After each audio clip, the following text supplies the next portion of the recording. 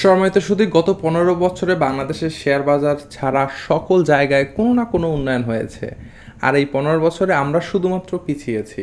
আমার মতন অনেকেরই ধারণা ছিল বিগত সরকারের পতনের পর বাজারে উত্থান আসবে, তবে আমরা সেই সুদিন পাইনি। দেখুন, দেশের সামগ্রিক সকল বিভাগে সংস্কার হচ্ছে এবং সংস্কার হোক, আমরাও চাই। তবে আর্থিক খাতের পুঁজিবাজার আর অন্য সেক্টরের সংস্কার এক জিনিস না।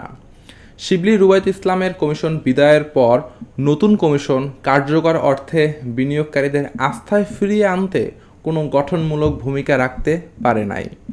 অনেকে মনে করছে বাজারে ভালো কোম্পানি আসলে বাজারে উত্থান আসবে, যা আমি সহ সাধারণ বিনিয়োগকারীরা মনে করছি না। কেননা বর্তমানে বাজারে অনেক ভালো কোম্পানি আছে যার দাম বিগত ৫ থেকে ৭ বছরের সর্বনিম্ন দামে লেনদেন হচ্ছে। দেখুন, বাজারে শেয়ারের দাম কমবে আবার বাড়বে, এটাই ধর্ম।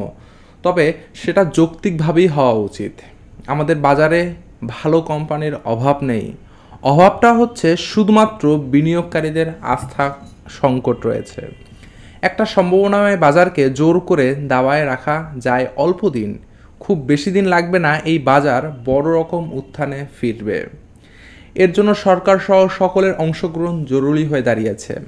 বিগত ৫ থেকে ৭ দিনের বাজার মূল্যায়ন করলে একটা বিষয় আমার কাছে স্পষ্ট, এই যে বাজারে বড় রকমের উত্থান আসবে ইনশাল্লাহ। তবে সমস্যা হলো, আমার কাছে টাকা নাই, আপনার কাছে টাকা নাই। উত্থানের সুফল হয়তো আমরা না পেলেও নতুন বিনিয়োগকারীরা পাবে। সিকিউরিটিজ অ্যান্ড এক্সচেঞ্জ কমিশনকে এখানে দক্ষতার পরিচয় দিতে হবে।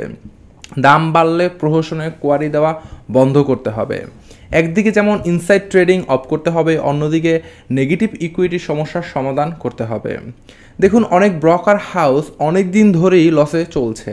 সাধারণ বিনিয়োগকারীরা লসের দায় থেকে উঠতে পারছে না। গুটি কয়েক নতুন বিনিয়োগকারী যেই অল্প পরিমাণ টাকা বাজারে আনছে তা বাজারের উত্থানের জন্য যথেষ্ট না। এমন অবস্থাকেই বড় বিনিয়োগকারীরা বিনিয়োগের সেরা সময় মনে করে এবং বড়দের অংশগ্রহণ বাজারে বাড়বে, মার্কেট উত্থানে ফিরবে, এমনটা ভাবা অবাস্তব না। বাজারে আপট্রেন্ডে যাওয়ার আগে আপনার উচিত হবে পোর্টফোলিওটা আরেকবার চেক করা। কম সম্ভাবনাময় শেয়ার থাকলে দরকার হয় বিক্রি করে দিয়ে সম্ভাবনাময় শেয়ারে কনভার্ট করা। ক্যাশ থাকলে অ্যাভারেজ করা।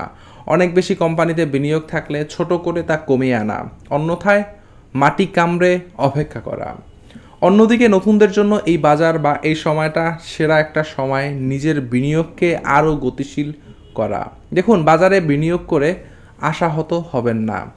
আপনার বিনিয়োগ যদি সঠিক পথে থাকে তাহলে আপনার ঘরে সুফল আসা কিছুদিনের অপেক্ষা মাত্র। আমাদের সকলের বিনিয়োগ ভালো থাকুক, সবাই সুস্থ থাকুন। আল্লাহ হাফেজ।